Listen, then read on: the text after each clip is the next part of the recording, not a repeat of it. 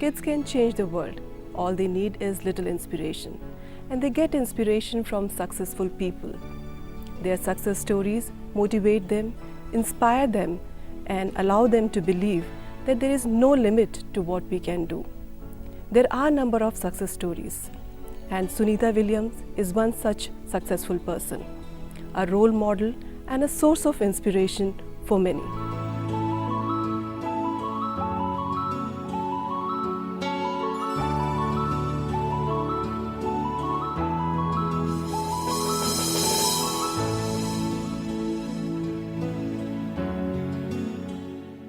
Let us have a peep in a truly inspiring story of a space lady.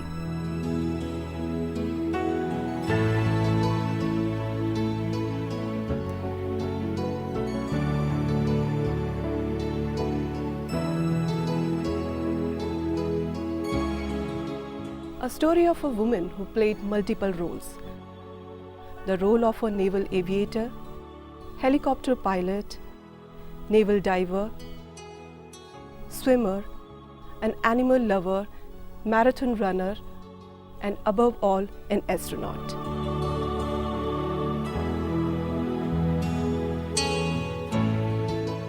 Sunita was born on September 19, 1965 in Ohio. Her paternal ancestry originates in Gujarat, India, and that of her mother in Slovenia. Sunita was selected as an astronaut by NASA in 1998. She has spent a total of 322 days in space on 2 missions. She was awarded 2 Navy Commendation Medals, a Navy and Marine Corps Achievement Medal, a Humanitarian Service Medal, and various other service awards. Sunita Williams was honored by National Science Center for her extraordinary achievements.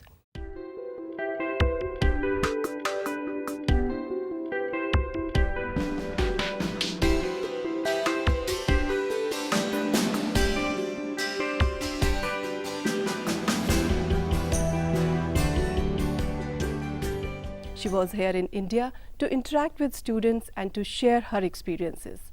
Now let us listen to her experiences as a commander of Expedition 33. It's a great honor to be here at the science centers throughout India. So if you indulge me for just about 15 minutes or so, I have a video. The video, you'll see our crews. You will also see some training, and I'll talk through it a little bit. You'll see a launch from where we launch nowadays is in Baikonur in Kazakhstan, because we launch on a Russian spacecraft as part of our international relationship. You'll also see some spacewalks, some visiting vehicles, and just what it's like to live and work in space. So if you're ready for that, I'm ready to start, and I'll do a little narrating. Does that sound good? Okay.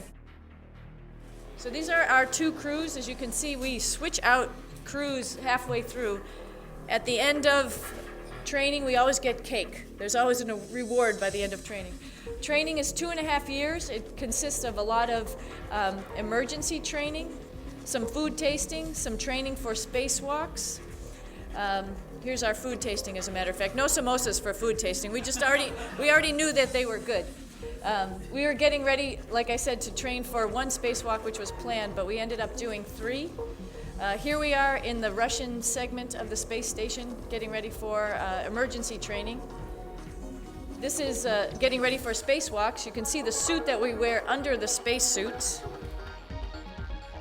And here we are at the pool getting ready to practice our neutral buoyancy lab, the actual things that we are going to perform out in space. Training ends in Russia.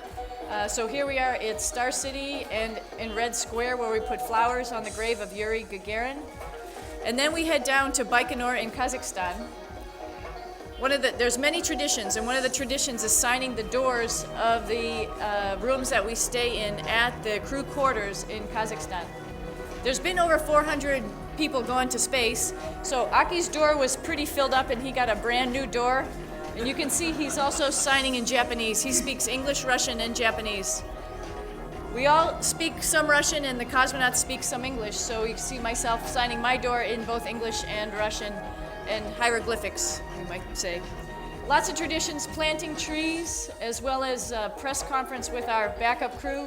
Chris Hadfield, the Canadian, on the right-hand side. This is the morning of launch, and I refer to this as the last shower for 4 months. But, I was telling folks earlier, doesn't really matter what religion you are, you're just happy to be blessed before you get on a rocket. So we were all happy to be blessed. This is the morning of launch, about 4 hours before launch.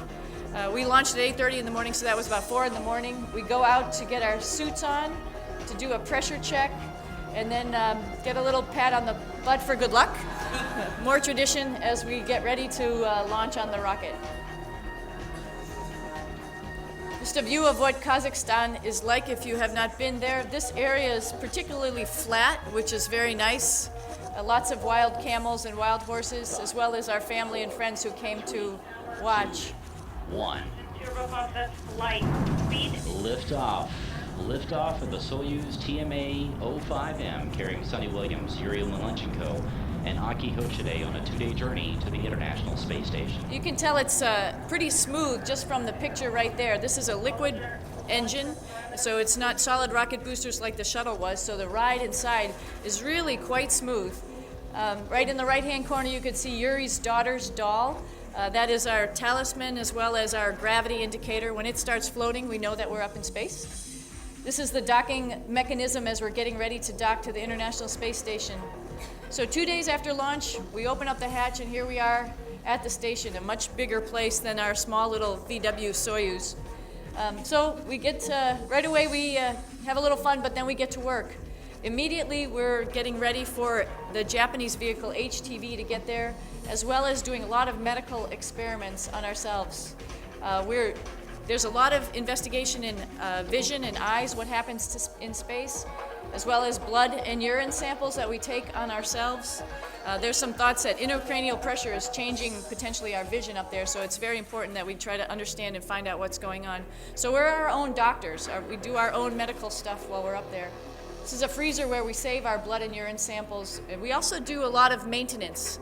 You know, it's like your house. We're the only plumbers, electricians, IT guys, so we're sort of the jack of all trades. We also have to remember what it's like to come home. I was practicing for descent as well as doing science experiments. We had our friend Robot up there, which is in conjunction with GM and NASCAR, to try to understand really fine robotics on hands, as a matter of fact. We had a couple live little friends. We had 2 spiders from Egypt, Cleopatra and Nefertiti. We also had a bunch of fish from Japan. But again, we knew one of the most important things we were going to get to do was a spacewalk to change out one of the electrical boxes on the outside of that space station. So here we are getting ready in our suits. Aki's on the end of the robotic arm right here. The box right by my head was the one that actually ended up causing a little bit of problems. We ended up having to do 2 spacewalks to get that box changed out. Joe's driving the robotic arm right here. We also did then a 3rd spacewalk to work on an ammonia leak. So we were quite busy while we were up there with spacewalks, which ended up creating all that hours outside. But the team on the ground was the one who came up with this final method of cleaning the bolt and trying to get the electrical box installed. Remember, there's thousands of people that are on the ground that are trying to help us be successful in the things that we are doing up there. That's a little bit happenstance. But all good. Spacewalking is a lot of fun. You can see here, that's the airlock. This is our final look outside in space before we came in for our last time. And here we are in our liquid cooling garment.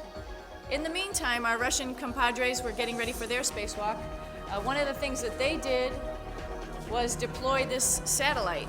It's a pretty neat satellite. It was able to be tracked by the folks on the ground, and that allows them to make a math model with empirical data about what happens when space debris starts to fall apart. You know, for example, satellites start to fall apart, and then you want to track where the pieces are going to come into the atmosphere. So it's a pretty neat experiment by them. I think there's a slew of experiments that are like that they're working on. They're also getting ready to add another module like I was talking about. So while they were outside, as we call it, outside on a spacewalk, Yuri and Gennady moved a couple cranes to get ready to deploy one of their modules. One of their modules is actually going to be disconnected this year and sent away to make room for the new module. This is a Japanese satellite. Actually, they had microsatellites that we deployed. We deployed them on the 55th anniversary of the Sputnik satellite, so that was sort of neat to change of plan there. We also had a bunch of visiting vehicles. Like I mentioned, the European Space Agency ATV, the SpaceX module right here, which is a U.S. commercial vehicle, as well as HTV, the Japanese vehicle. So we do what we call track and capture with the robotic arm. We drive the robotic arm to grab these spacecraft which are hovering next to the International Space Station. And then we're able to dock them to the space station and take out supplies that they bring and then load them up with trash. Or in the case of SpaceX, we're able to load those blood and urine samples and even the spiders to return back to Earth. So it's a pretty dynamic time while we were up there. We had lots of things coming and going. It was a lot of traffic, as you might call it, up on the space station. Again, just like Gennady said, I want to thank everybody on the ground for preparing us. But most of all, for the last 2 months, I would like to thank our 32 crewmates here who have taught us how to live and work in space, and of course to have a lot of fun up in space. So Gennady and his crew, it was their time to leave, so they got into their spacecraft, the Soyuz, and landed for this nice soft landing out in the steppes of Kazakhstan. Left us with just 3 of us on the space station. It was pretty empty up there because, like I said, this is the size of a 747, so we had a lot of space to fly around in, which was nice, but it was a little bit lonely. So you might have seen some of this on YouTube, but this is sort of how you live and work in space, which continues no matter who's there. Not really, because it doesn't matter. You don't really have the sensation of lying down. You just sit in your sleeping bag. So here's one sleep station right here. I'm going in right now. You can follow me if you want. So I'm inside. It's sort of like a little phone booth. But it's pretty comfy. I've got a sleeping bag right here that we sleep in, so we don't have sort of like a little bit of a cover. We don't fly all over the place. But you know, you can sleep in any orientation. I have it feeling like I'm standing up right now, but like you saw, I'm on the floor. But it doesn't matter if I turn over and I sleep upside down. I don't have any sensation in my head that tells me that I'm upside down, so it really doesn't matter. The sleep station is also like a little office. We've got a computer in here. As you can see, we've got a couple little toys. I've got some books. I've got some clothes and other things that make it sort of like home.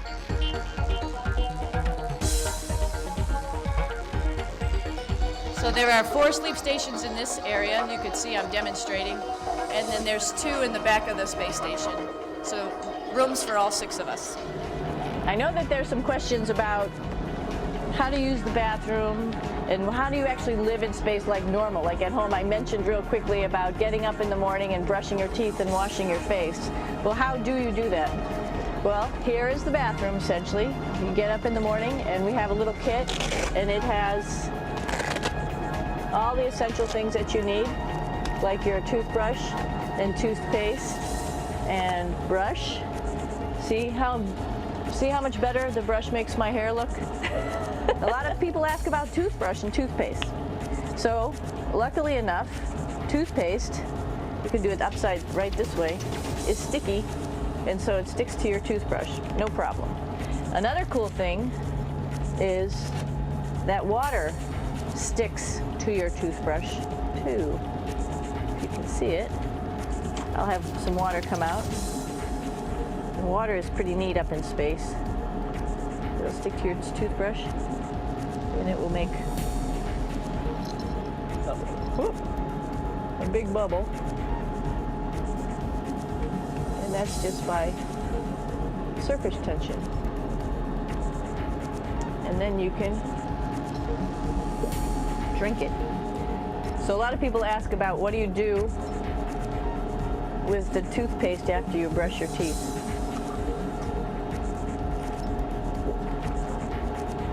Two options. Swallow it, and it's sort of like mouthwash, but it tastes a little gross. Or you can just spit it out in a paper towel, and then you don't have to worry about it.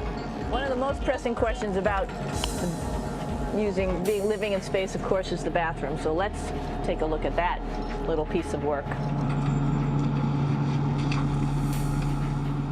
Here we are at the throne. This is awesome. You might see the little, you might have noticed the little moon on the outside. This is our orbital outhouse right here. And of course, it serves for two functions. Number 2, right here. I'll show you. But you see it's pretty small, so you have to have pretty good aim, and you be ready to make sure things get let go the right direction. And it smells a little bit, so I'm closing it up. And that's of course for number 2. And this guy right here is for number 1. So they're sort of two slightly separate functions, but you can do a little, essentially both, by hanging on right here and doing number 1 and number 2. I might add it's color coded, so you really don't get it mixed up, which is nice. This is yellows for number 1. And also there's a selection of paper. People always ask about toilet paper. What do you do with toilet paper? What kind of toilet paper do you have? We have gloves just because sometimes it does get messy. We have some Russian wipes, which are a little bit coarse if you like the coarse type of toilet paper. We have some nice tissues, which are nice and soft if you like soft toilet paper. We have Huggies, just for any cleanup. You know, we were all babies once, and this sort of helps. And then as things get really out of control, we have disinfectant wipes, just to make sure we clean up here. Because, you know, just like the water I showed you, the number 1 stuff can sort of go all over the place if you don't aim correctly. And did I mention both of these have a little bit of suction, so they should keep things going in the right direction. But like I said, sometimes things get a little out of control if you are out of control yourself flying around. So we have lots of protective stuff. And of course, you do have your privacy. There's a little door.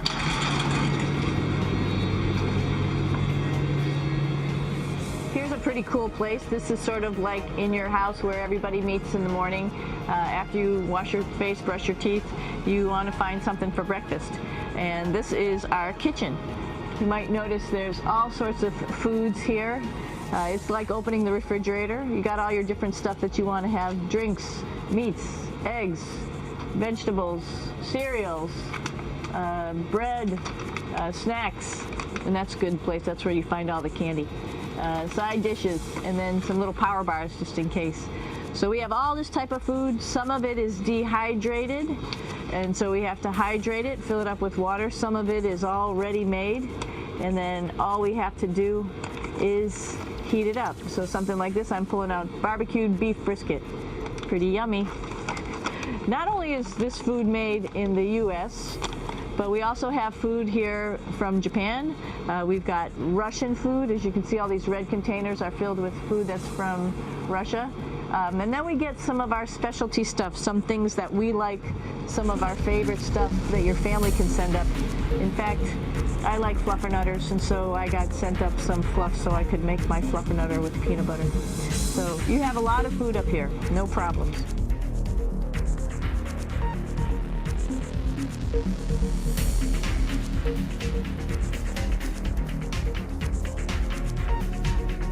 A friend of mine calls it the black hole because you can go there and you can just want to stay there forever looking at the beautiful planet that we live on. Just a couple things like Caribbean, you saw a hurricane, you see the western part of the U.S., for example, here, Baja California. And then you say to yourself, okay, I'll be done as soon as the sun goes down. But then you realize how cool the planet is at night, checking out the different lights, and then checking out the stars, and you end up being there forever and not working. So it's a little bit dangerous. That's why we call it the black hole. And with that, time goes so fast. 4 months were over in a heartbeat, and it was time for us to come home. We handed over the space station to Kevin, Oleg, and Yevgeny, and we got back into our Soyuz. You could see from when we came in, and now we're going back out.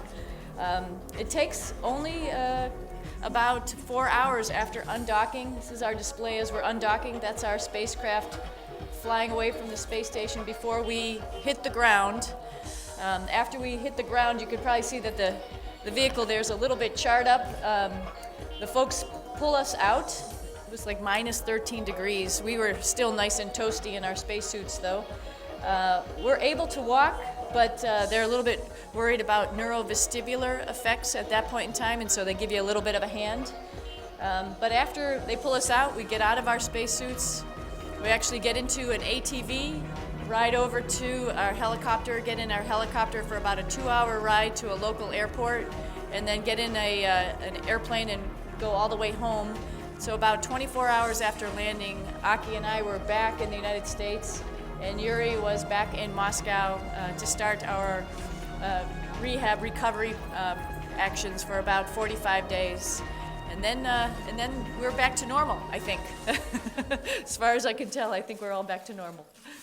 So that's...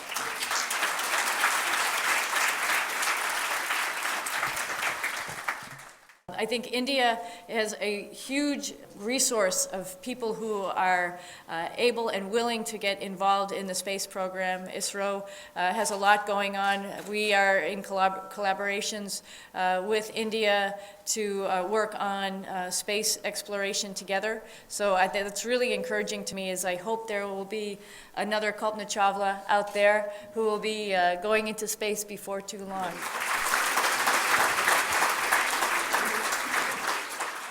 This was her experience of Expedition 33. Quite inspiring and motivating, isn't it? Wing Commander Rakesh Sharma, the first Indian astronaut, said something about Sunita Williams. And he said that Sunita Williams comes across as an ordinary person who realized her extraordinary potential by sheer dint of hard work and can-do attitude. With the hope that this glimpse in her life will motivate students to say, "I can," instead of "can I," will take your leave. And we'll see you in our next episode, Sunita Williams in conversation with students.